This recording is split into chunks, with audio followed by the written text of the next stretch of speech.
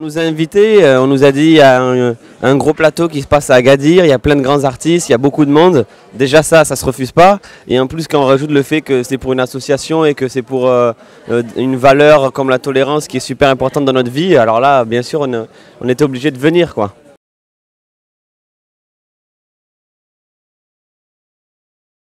C'est compliqué comme question, il y a deux visions, il y a deux...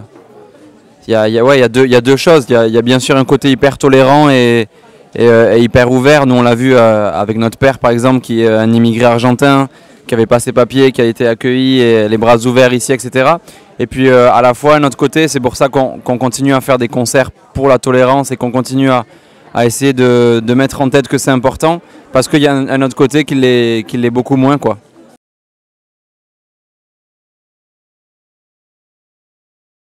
Ce qu'on a vu, c'est quelque chose, c'est des gens attachants, c'est des gens chaleureux et on a toujours été bien accueillis ici.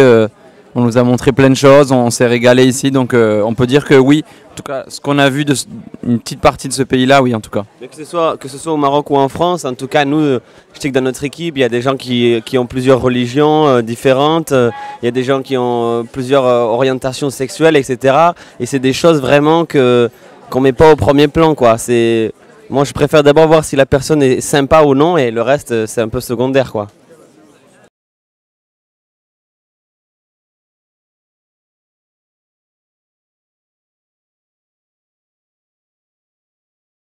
C'est compliqué, ouais, ça prend du temps. Ça dépend aussi voilà, ça dépend de l'environnement, ça dépend de la famille, ça dépend des amis.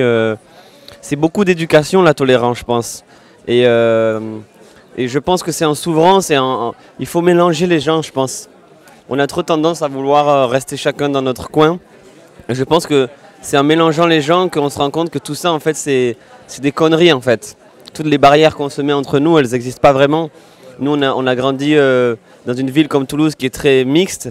Et on était, je me souviens, on était au centre aéré, un centre aéré populaire. Et voilà, il y avait vraiment des gens de toutes origines, de toutes religions. Les prénoms, ça allait dans tous les sens.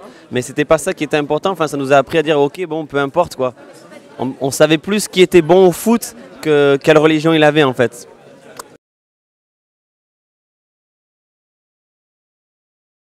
On est conscient en tout cas de ça, on a un gros impact chez les jeunes, on le sait, dans les expressions qu'on utilise qui sont parfois reprises, même dans la manière dont on met nos t-shirts, des fois on le voit, les jeunes reproduisent ça.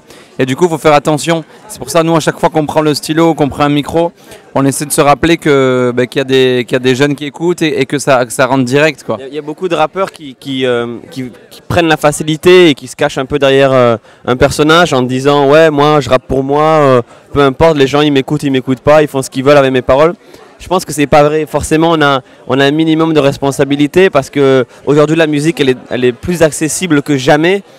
Et il y a un petit de 13 ans qui est en pleine construction, qui peut écouter des choses et comme ça va être son rappeur préféré qui lui dit, ça va avoir un impact différent. Gros big up à Femme du Maroc, c'était Big Flo et Oli. Peace.